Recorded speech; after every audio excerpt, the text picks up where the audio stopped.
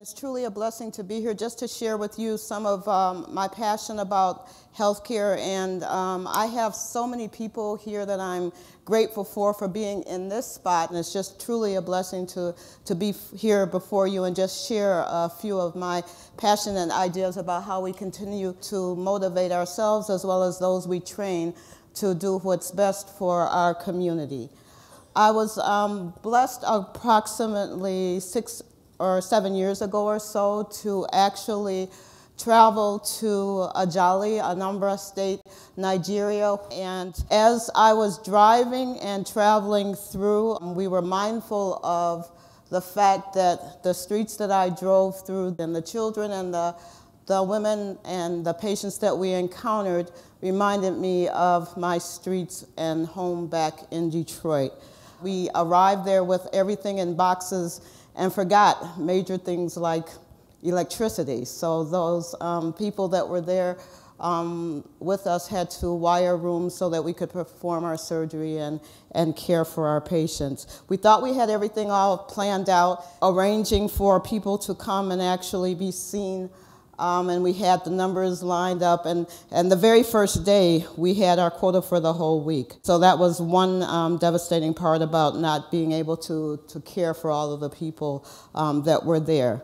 But as far as the issue of thinking globally, acting locally, we were able to contribute there, but my mind was always still back at what was going on in our city of Detroit as well.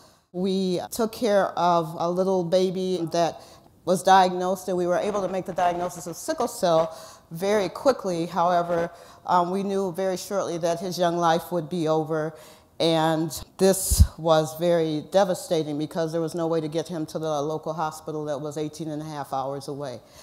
This is a picture of my husband, who is no longer with us, and I have this to remind me, while my husband was diagnosed with stomach cancer, Linitis plastica, and was blessed to be able to have his radiation and chemotherapy, which allowed him to live another 1.5 years, there were people who I encountered in our own city, in the hospitals of Detroit, who didn't have the same insurance coverage. And when he was discharged from the hospital following his 9-hour surgery and 9-day hospital stay, he went on to have his radiation and chemo. However, people in the very next room on the same hallway were not blessed to have that same thing occur to them. And this is truly a concern, as we all are concerned with on a daily basis, taking care of people who are either uninsured or underinsured, are unable to actually pay for the care that we provide them.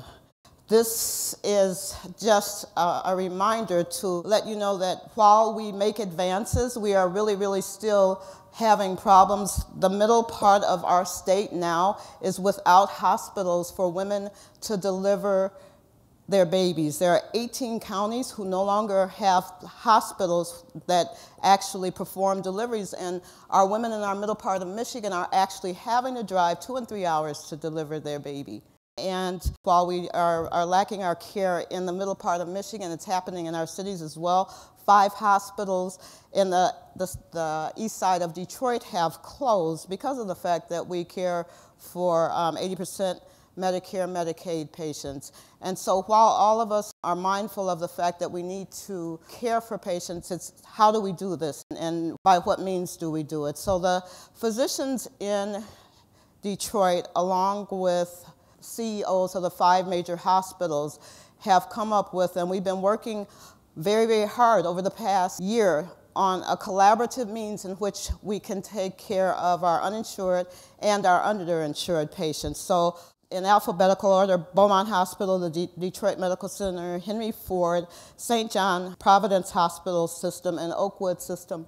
So patients actually present to us, and if they present to either one of our emergency rooms, we are in a complete agreement that we'll take care of that emergency situation and then get the patient to the appropriate hospital health system for the remainder of their care. We had some challenges with that, of course, agreeing to actually do this, and the phone calls are phone calls that have to involve courageous conversations, but we've managed to do this over the past year. So my plea would be for those of us to go back into our communities, continue doing what we're doing, but look at more creative ways.